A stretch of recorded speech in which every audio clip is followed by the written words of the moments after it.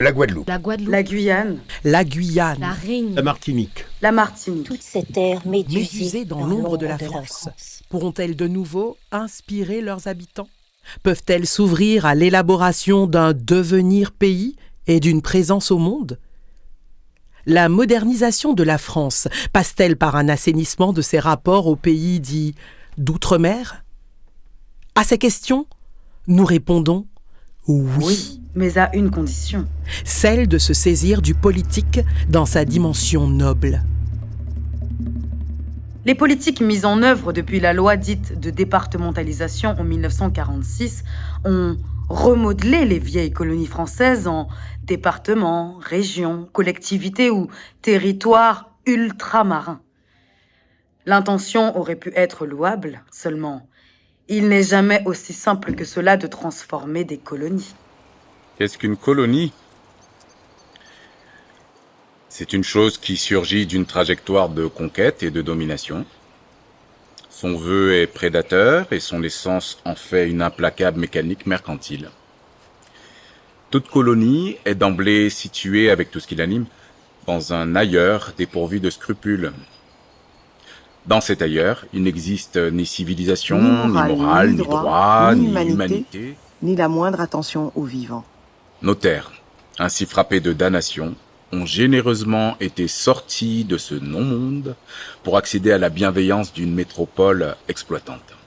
Avec plus ou moins de paternalisme ou de ce fraternalisme dont a parlé Césaire, les politiciens français de l'époque, confrontés au souffle de la décolonisation, se sont efforcés de résoudre une équation insurmontable. Développer, à leur image, nos contrées perverties, en les rapprochant d'eux par le sas d'une fiction. Elles sont alors devenues de simples provinces de l'Hexagone, situées dans l'au-delà des mers. Le souffle dominant de ces années de décolonisation en était, à la fin des empires coloniaux, sous l'affirmation triomphante des États-nations. Des indépendances furent proclamées comme autant de soleils.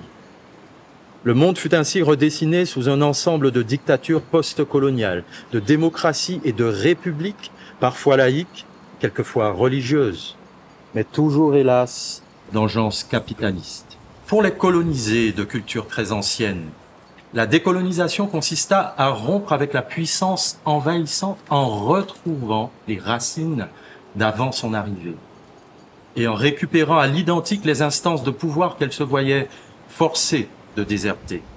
Liberté et nationalisme se conjuguèrent partout sous des fortunes diverses. Mais pas pour nous. Pas pour nous. Pourquoi ? À cette époque, les colonialistes ne connaissaient que les peuples ataviques, ceux dont l'ancienneté remontait à leurs yeux de ténèbres millénaires. Ceux-là étaient donc clairement hors de l'humanité. On pouvait donc les y ramener, les détruire ou les civiliser. En revanche, les surgissements bâtards, les mélanges proliférants de nos contrées lointaines leur étaient illisibles. Le colonialiste ordinaire ne percevait chez nous que du limon de génocide, restes de déportation, migration emmêlée, accidents historiques, hybridation hagarde et métissage inconséquent. Un enchevêtrement dont ils étaient partie prenante et qui nous mettait vis-à-vis d'eux, dehors et dedans en même temps. Pour ceux d'entre nous qui réclamaient la citoyenneté française, la stratégie visait à désarmer la toute-puissance des planteurs post-esclavagistes de l'époque. Tout l'existant de nos contrées dominées, sols, animaux, humains, infrastructures, productions, rituels, symboles et célébrations, étaient formatés au service de leur prééminence. Surtout de leur enrichissement, lesquels assuraient la démultiplication de ceux de leurs métropole.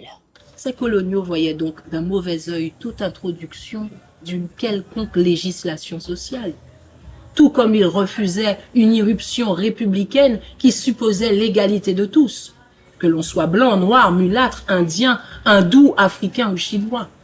Et pire, ils étaient terrifiés par la perspective de mélanges biologiques et sociaux.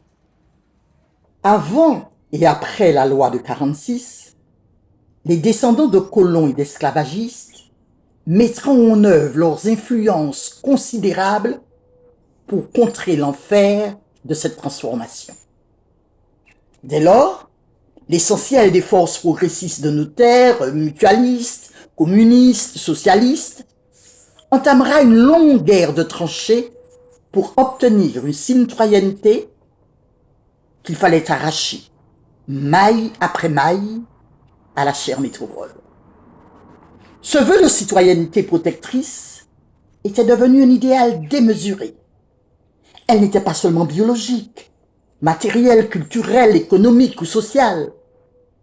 Elle était quasi existentielle. Et pour tout dire, humanisante. C'est cette course, de fait assimilationniste, qui servira de politique à nos forces de progrès, partis et syndicats, durant des générations de lutte et d'espérance. Les revendications d'un traitement identique, les sempiternelles demandes de rattrapage, l'accès à la dignité par la ressemblance au modèle offert par les colonialistes, assaillirent tellement de réticences et de refus qu'ils apparurent comme héroïques à ceux qui y dédièrent leur vie. Ces combats furent souvent admirables, mais toujours pathétiques. Ils ignoraient l'essence protéiforme de l'esprit colonial. Dans l'imaginaire politicien le plus répandu parmi nous, quels que furent les déconvenus éprouvés au fil des générations, la métropole demeura contre vents et marées si généreuse, et si lointaine, si attentive, mais si mal informée. Il fallait simplement insister pour bien capter son attention. Ce que firent très soigneusement nos pères, nos mères et en final nous-mêmes. Aujourd'hui, en ce 21e siècle, une évidence nous fixe. L'assimilation totale s'est prouvée impossible. L'écart existentiel entre le soleil tutélaire et ses planètes captives demeure, à tout point de vue, incalculable et triste. Et triste. Notre génération confronte aujourd'hui l'ultime convulsion. Cette monstruosité que l'on crie « Outre-mer ». Outre-mer. Nous revenions d'un tel abîme.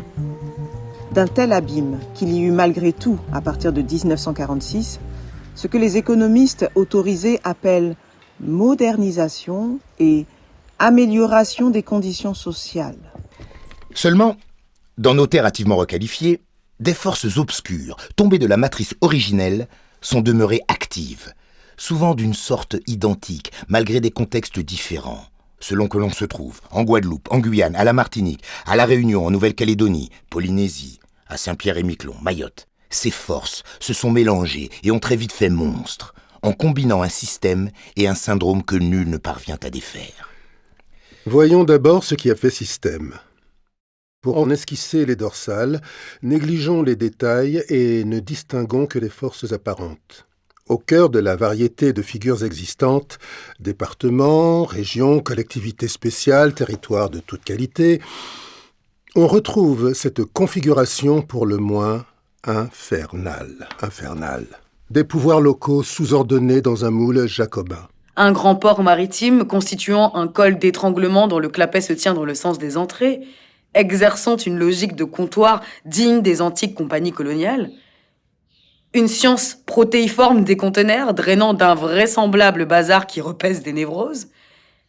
Un maquis d'exonération gavant quelques lobbies et d'obscurs monopoles de filières dans une asthénie de la production locale. Un tourisme industriel embarrassé à se trouver une âme et qui danse et qui chante quand accostent les paquebots. Une situation agraire restée jumelle des cadastres coloniaux. Autre force agissante ?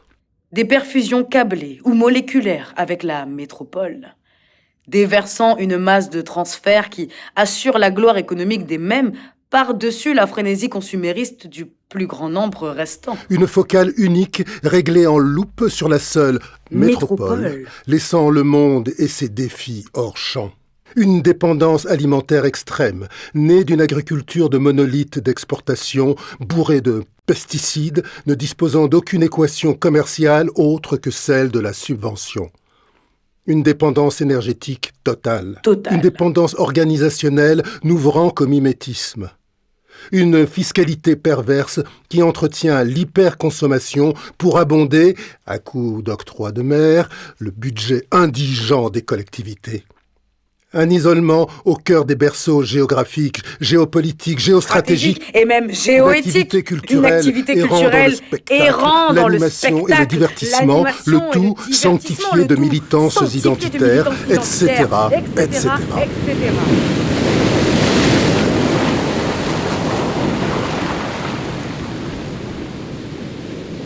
Les normes appliquées à l'existence de ce monstre sont celles des régions européennes développées. Elles sont mises en œuvre par des administrations hexagonales où officient hommes, femmes, cabinets et organismes, experts sans doute de volonté très bonne, mais qui n'ont d'autre culture de ces exoplanètes qu'un ramassis d'images et de bons sentiments. Partout, dans le transport maritime ou aérien, le BTP, l'agriculture de monolithes subventionnés, dans l'import-export, dans les services et dans l'alimentaire, règne une pratique commerciale dont les prix, les profits et l'esprit pourraient être qualifiés de bande organisée. Comme nos sociétés n'échappent pas aux évolutions du monde, surtout à ses involutions, ces dernières les atteignent de plein fouet. Les méfaits du capitalisme monde s'y retrouvent sous des intensités telles qu'ils deviennent des structures. Décomposition rurale autour de stations-service, mini-market, HLM. Prolifération urbaine spéculative, avec des matériaux mal adaptés à nos climats. Sous-équipement général, à commencer par ceux du logement décent que l'on tente de régler en sacrifiant des terres agricoles, des espaces naturels d'importance ou de belles écologies paysagères. Indigence des services publics, tel celui de la santé que la pandémie n'a fait qu'exacerber. Perte générale du sens, vide existentiel entraînant des pics de dépression et des troubles mentaux. Chômage massif dans toutes les classes d'âge, à commencer par celle des jeunes et des femmes, bien entendu.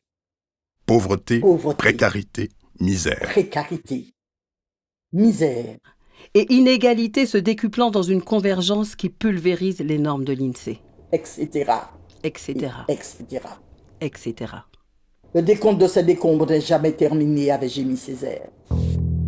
Si le système combine des forces involutives, le syndrome, de son côté, précipite une nuée de symptômes. Dans ce nuage, il nous faut retenir 3 manifestations assez spectaculaires.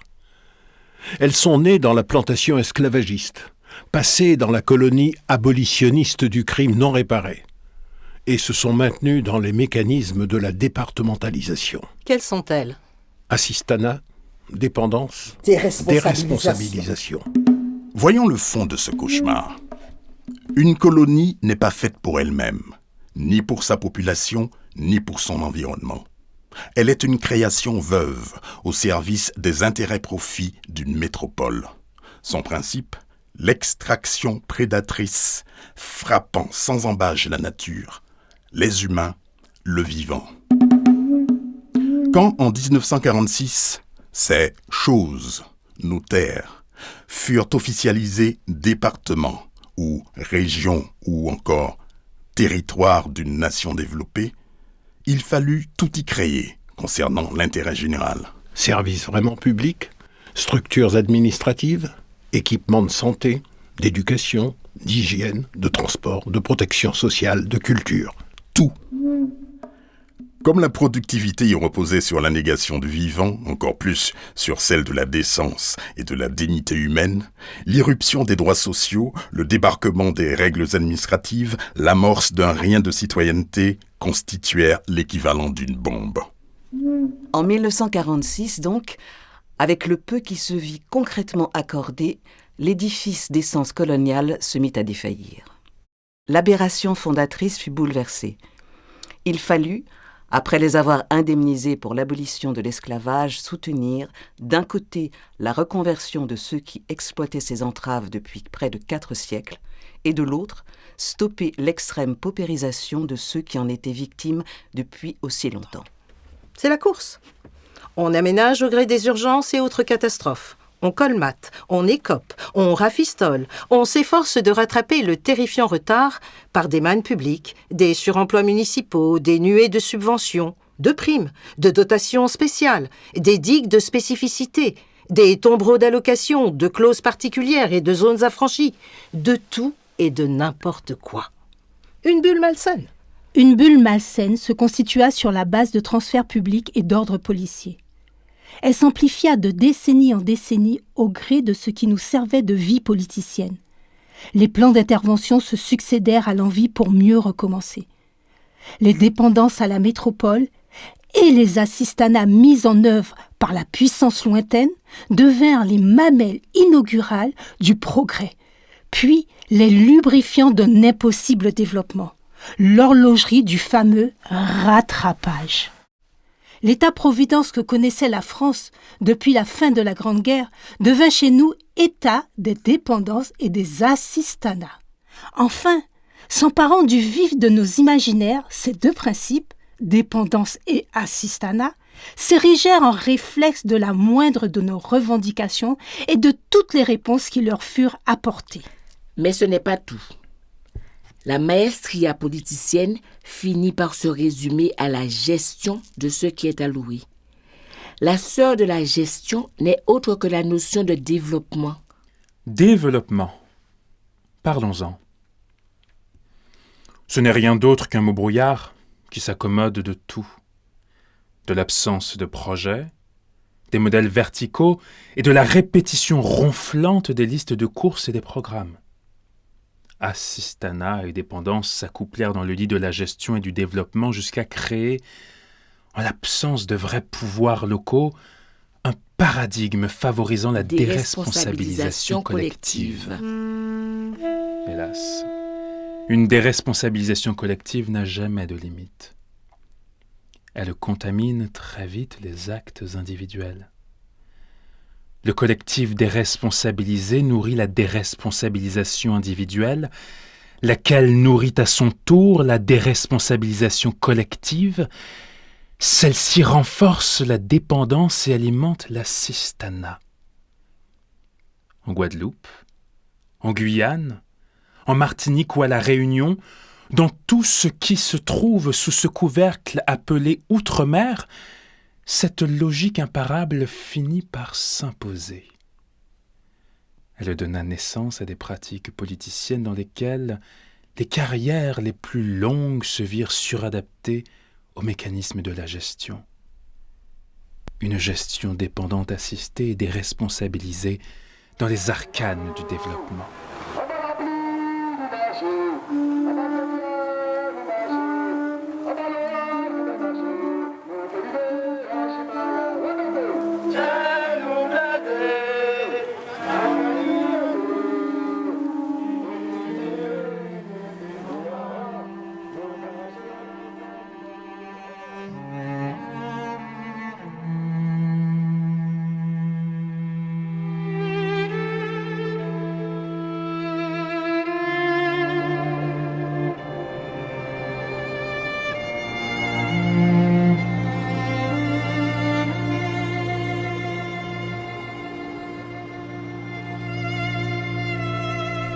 Pour compléter l'angoisse, il faut une ultime touche, celle de la bonne nouvelle.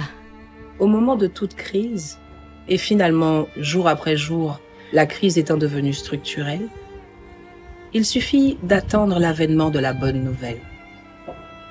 Nos demandes se voient toujours plus ou moins exaucées après juste ce qu'il faut d'attente pour éviter une acmé de violence. La bonne nouvelle arrive alors par avion, comme Zorro, diligenté par un ministre en déplacement express ou par le président lui-même, provenant toujours de l'omnipotente métropole. Tout se retrouve ainsi sous-ordonné, bien plus que ne saurait l'être une véritable province. Le monstre outre-mer se maintient ainsi de bonne nouvelle en bonne nouvelle. Il dure, il s'use, il ruse, il perdure, il pousse certains hauts fonctionnaires de passage à traiter les élus locaux comme de simples figurines. Sous l'auréole de la bonne nouvelle, le mépris aux sourcils, gouvernorat en nostalgie, ils peuvent débarquer avec l'état d'esprit de nettoyer les écuries d'Augias et d'asséner du développement comme on manie la faux. Mais voici le plus inexplicable. D'abord, la masse financière euro-française transférée des centres lointains vers des ultra-périphéries en voie de développement se retrouve sous-utilisée. Année après année, elle revient en grande part intouchée de ces situations ultramarinisées qui ne cessent, année après année, d'en avoir grand besoin.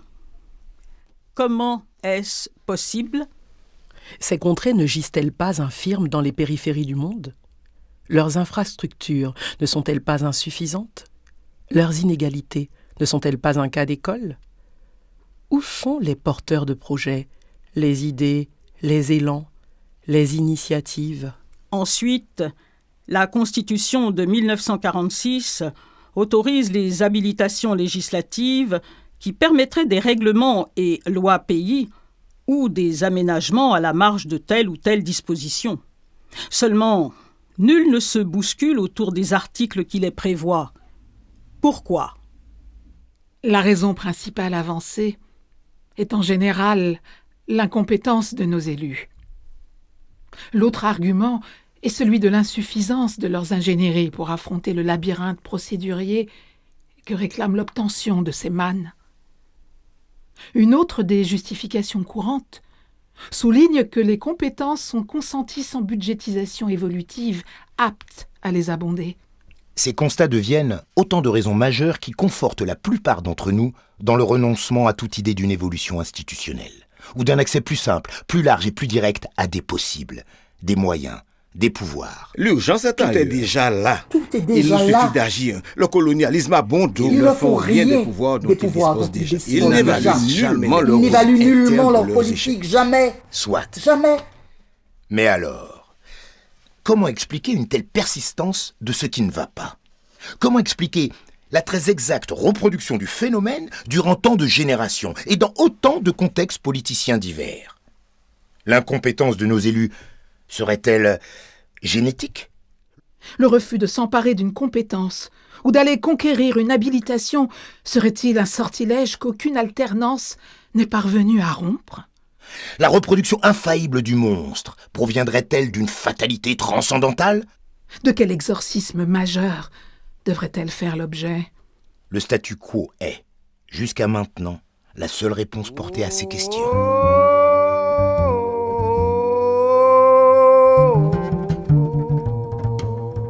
Pourtant, en ces temps de changement climatique, si nous demeurons dans la situation actuelle, les catastrophes à venir vont démultiplier de manière dramatique notre dépendance à la France. Notre action politique se résumera à l'appel au secours, lesquels ne sont jamais assez rapides ni assez importants. La pratique de l'État minimal qui triomphe en France nous enlève déjà, maille après maille, les vieux acquis du paternalisme colonial d'après-guerre. Et la réduction inévitable des dépenses publiques nous frappera d'une manière indescriptible. Quant à la montée de l'extrême droite en France et en Europe, elle risque de nous ramener en bien des aspects aux barbaries de la proto-colonisation. L'idée que nous devrions affronter ces phénomènes dans un quelconque statu quo, c'est-à-dire en attendant les secours, la bonne nouvelle, de la chère métropole, est une perspective effrayante. Il nous faut, comme l'avait dit Césaire, trouver dans l'urgence du désastre annoncé une base de renaissance. Faire de nos beaux paysages le reflet affirmé, confirmé d'un pays. Certaines sociétés antiques ont échappé à des effondrements sur une base imparable, sur la capacité d'un pouvoir endogène à prendre les mesures structurelles descendantes. Mais, à chaque fois, Cette capacité se voyait amplifiée par une effervescence individuelle qui, dans chaque individu, chaque famille, chaque unité de base, se saisissait des problèmes immédiats et trouvait des solutions irradiantes au moindre bouleversement. Sans cette radiance à la fois horizontale et verticale, individuelle et collective, sans elle, nous sommes perdus. Cet écosystème interrétroactif a un nom. Il s'appelle responsabilisation. Responsabilisation de chacun et de tous. C'est ainsi que s'amorce un pays. Quand des consciences individuelles s'élèvent, s'affirment et se rejoignent par un même élan de responsabilité dans une même terre natale. Et cette convergence n'a qu'une manière de se produire, dans le surgissement d'une intention et mieux, d'une pensée politique. Quand une pensée politique rejoint une terre natale, le pays apparaît avec une majuscule. Qu'est-ce qu'un pays avec une majuscule? C'est une partition que chacun joue en soi, qui invente chacun et le relie aux autres. C'est ce qui précise, de l'aiguillon d'un rêve, le clavier d'une conscience agissante. L'espace politique, né de toutes les consciences se partageant une même terre natale, est une conscience refondatrice. Dès lors, comme peuple et comme nation, on habite un pays. En nous, le rêve s'enchante. En nous, l'idéal donne. La En nous, conscience est chercheuse. La conscience est chercheuse. L'appel du monde se vit enfin. Il nous faut faire pays. En nous,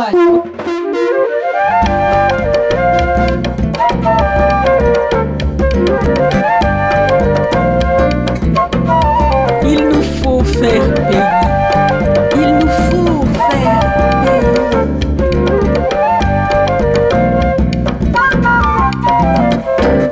Toutes les bonnes volontés mises dans le développement de nos terres lointaines. Toutes les décentralisations accumulées. Les plans Marshall, les assises ou états généraux, les bienveillances paternalistes, toutes les professions de foi différentialistes souffrent de la même tare originelle. Elles écartent l'évidence que nous sommes des peuples-nations.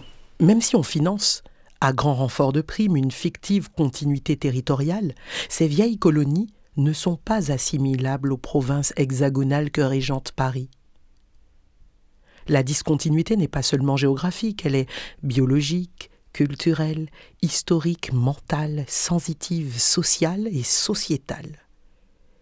Il s'est produit dans la déflagration esclavagiste, puis sous la régie colonialiste, un phénomène inattendu, une résistance, une créativité, des agencements de survie et d'humanisation. Quelque chose de nouveau que nous devons une fois pour toutes admettre. Le surgissement de peuples-nations. Nous sommes des peuples-nations. C'est une belle évidence. Ce qui s'appelle tristement Outre-mer, c'est une étonnante mosaïque de sociétés, de peuples et de nations. Tous différents. Tous différents. Tous irréductibles en soi. Tous irréductibles aux autres.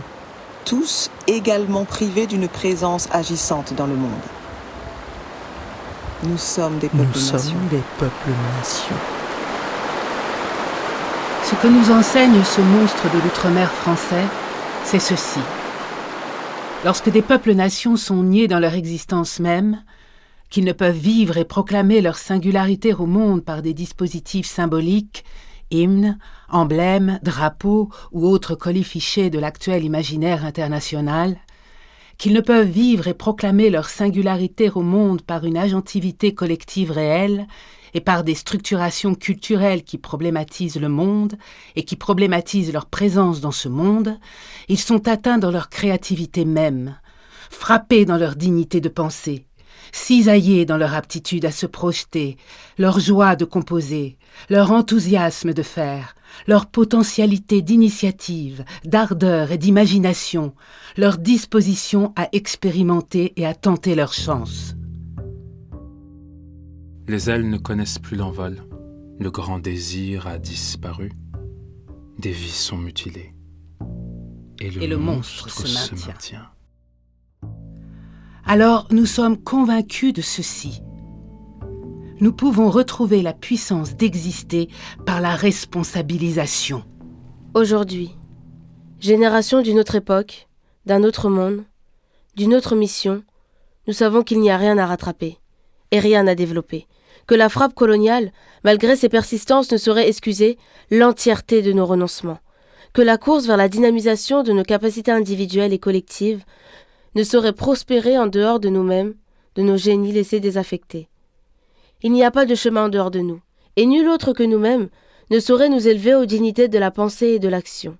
L'urgence est pour nous d'exister.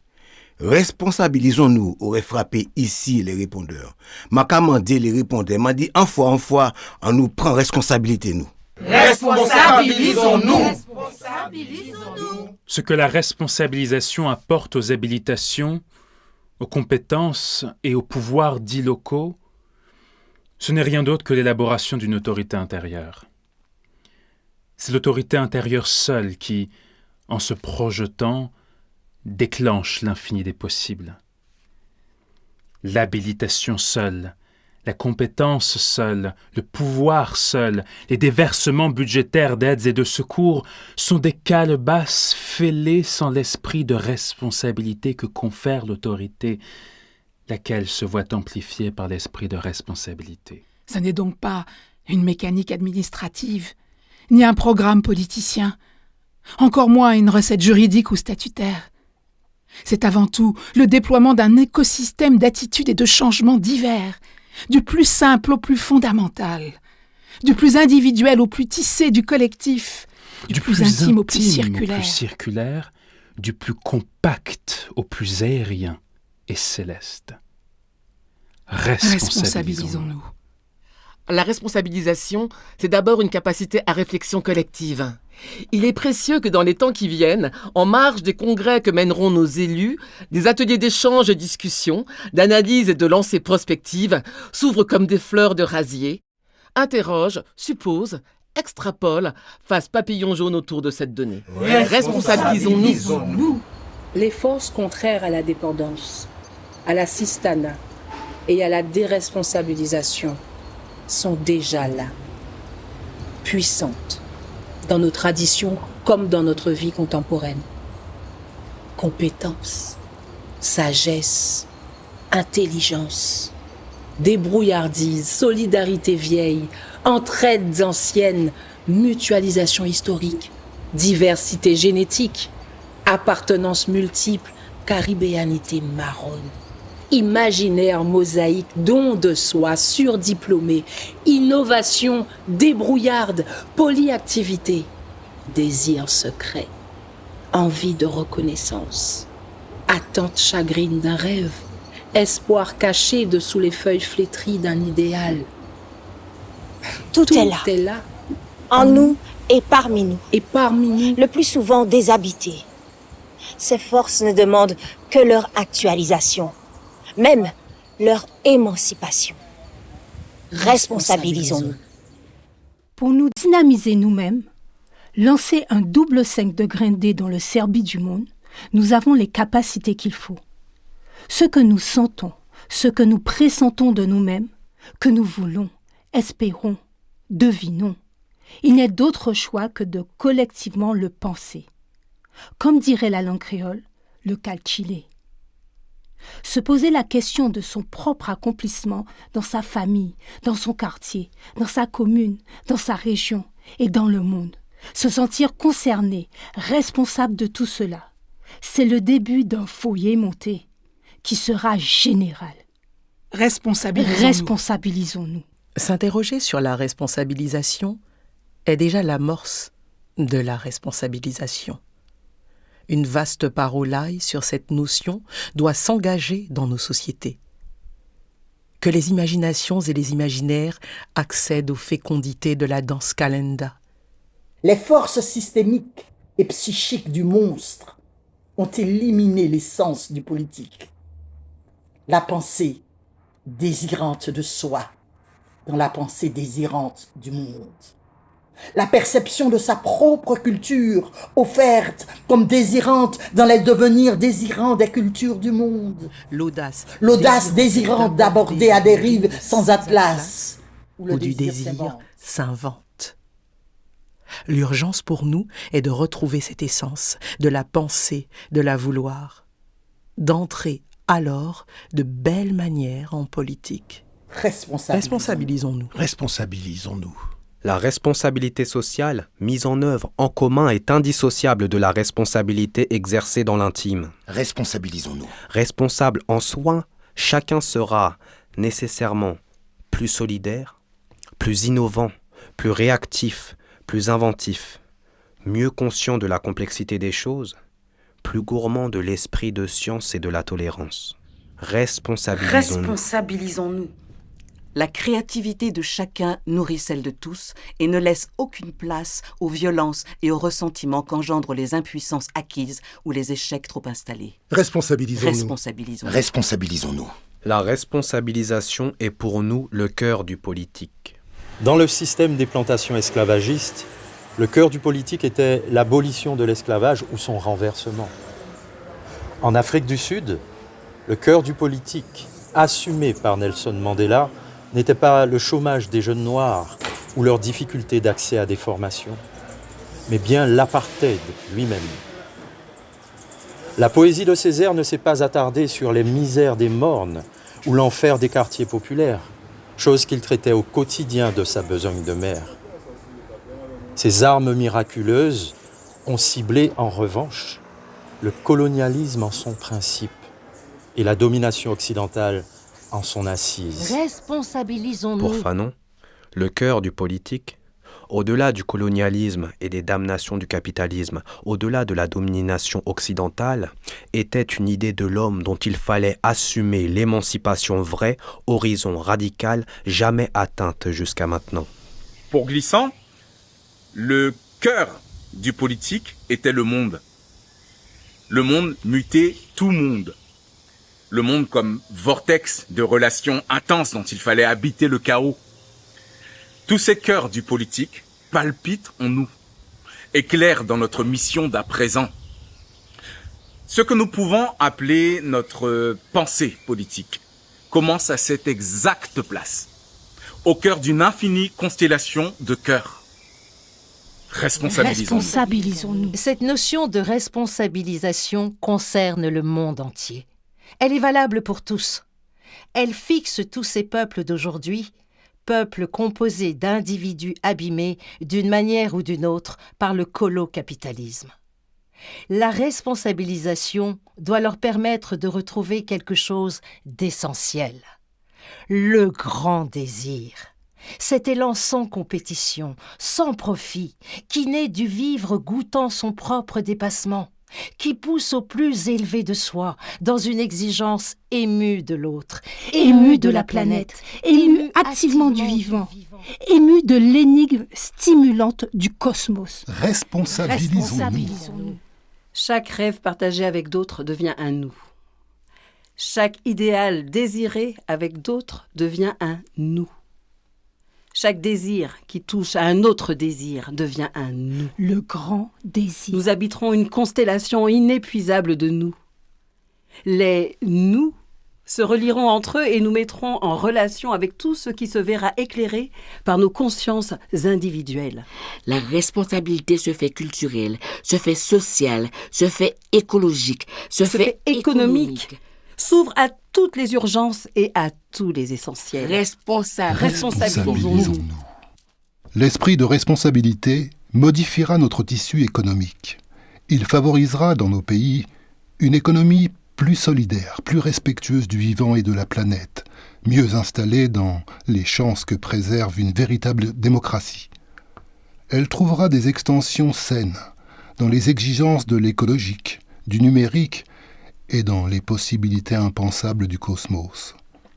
Chaque entrepreneur disposera avant toute chose d'un pays à construire, d'un lieu à élargir, d'un idéal à fréquenter.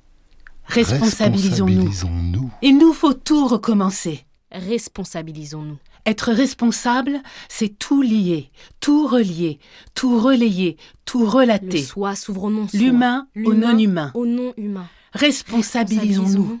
Cessez d'être des victimes historiques, des électeurs hagards, des consommateurs délirants, des colonisés éternels, périphériques et autres ultramarins, bloqués dans une orbite qu'aucune étoile n'anime.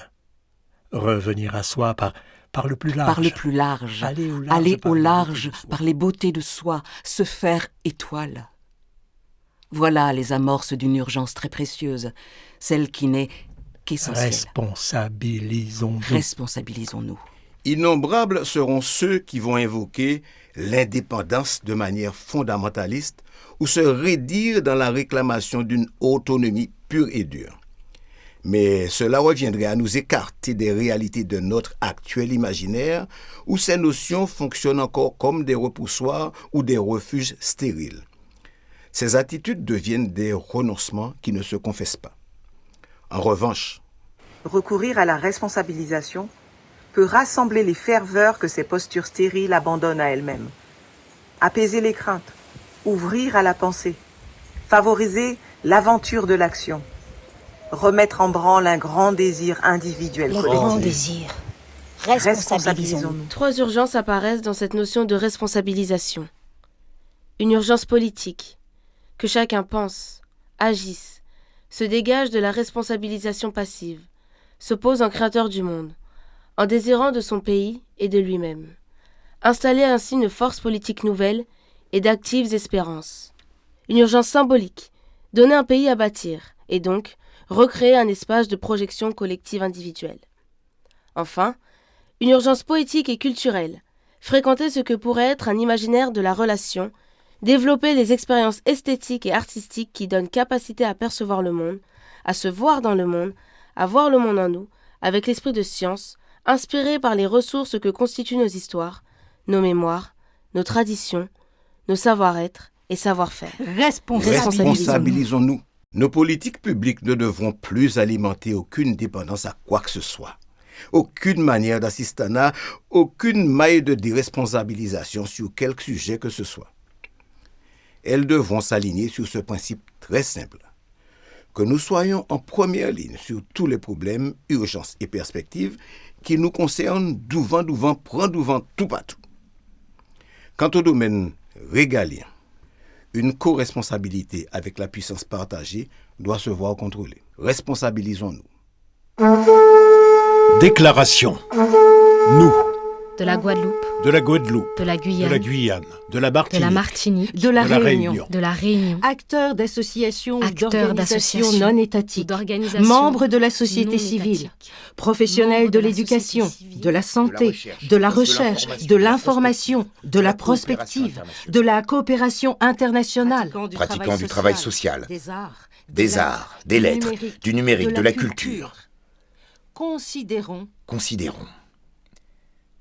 que le monde d'aujourd'hui est une alchimie de civilisation, de culture et d'individus. Qu'il résulte de la traite des Africains, des esclavages du Nouveau Monde, du système des plantations, des grandes guerres européennes, du colonialisme en ses méfaits et de son extension capitaliste, planétaire. Que de cette alchimie ont surgi des peuples-nations, qui sont demeurés indéchiffrables aux clairvoyances des décolonisations. Que ces peuples nouveaux se sont vus embarqués dans des fictions territoriales, identitaires, historiques et culturelles qui n'étaient pas les leurs. Que ces peuples sont demeurés hors d'atteinte, souvent de leur propre conscience, toujours de la conscience de ceux qui les régentent encore. Que les insuffisances des décolonisations ont favorisé des États-nations souverains, antagonistes, compétitifs, dans un dogme de libéralisme économique où la liberté ne concerne que les marchandises, les capitaux et les lois du profit, cela au détriment de l'humain, du vivant, de la planète en son entier.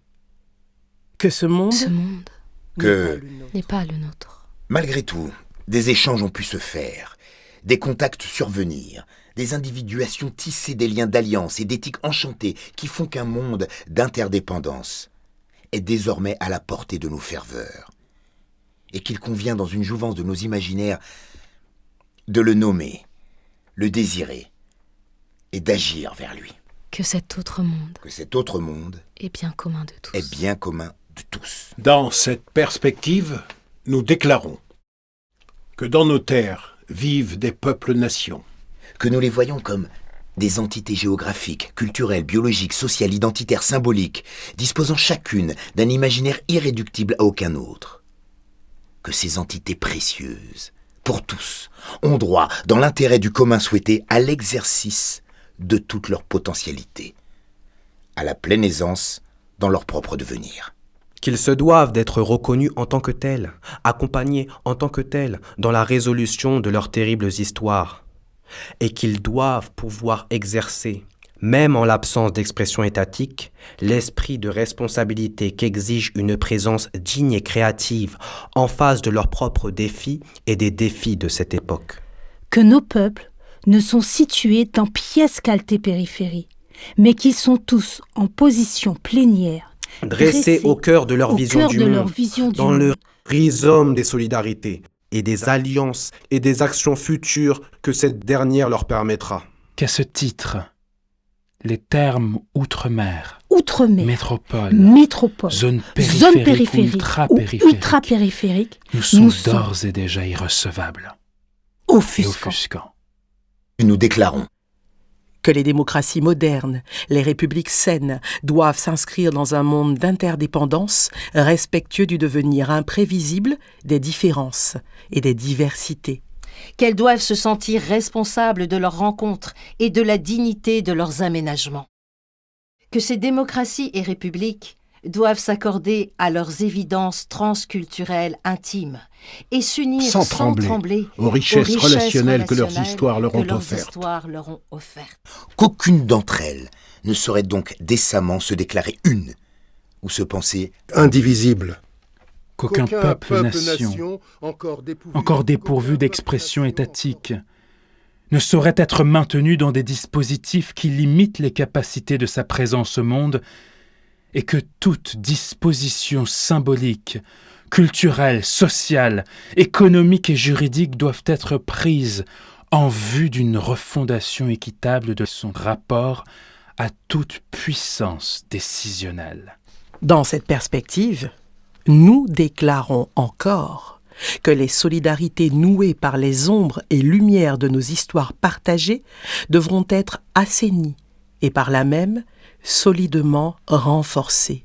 Que dans tous les dispositifs qui régissent nos rapports à des puissances décisionnelles soit reconnue notre responsabilité directe sur les choix, les décisions, les mises en œuvre qui nous concernent au quotidien et qui concernent nos devenirs. Dès lors, nous appelons les gens de nos pays à créer dans leur famille, leur quartier, leur commune, leur région, des espaces d'échange et de discussion autour de cette notion de responsabilité. Nous appelons les gens de nos pays à penser, à agir, à déclencher ainsi dans notre vie quotidienne de vrais lieux politiques où pourront naître des forces novatrices et d'actives espérances. Enfin, nous engageons les femmes et les hommes et toutes leurs occurrences, toutes les organisations éclairées, tous les créateurs, poètes, danseurs, chanteurs, conteurs et musiciens, gens de lettres et philosophes, personnes de la santé, des sciences et des techniques, responsables administratifs, universitaires et politiques, gens de conscience et humanistes, fervents de la beauté. Amis très simples d'un mieux humain dans l'horizontale plénitude du vivant, à soutenir les processus de responsabilisation en cours dans nos pays. Pour que la planète de notre vivre ensemble ne s'accommode d'aucune minoration, d'aucun peuple oublié, d'aucune indignité, qu'elle puisse bénéficier ainsi de la participation de toutes et de tous, de l'intelligence de toutes et de tous, dans l'épanouissement des capacités d'initiative, d'innovation, de joie et d'enthousiasme, de toutes et de tous.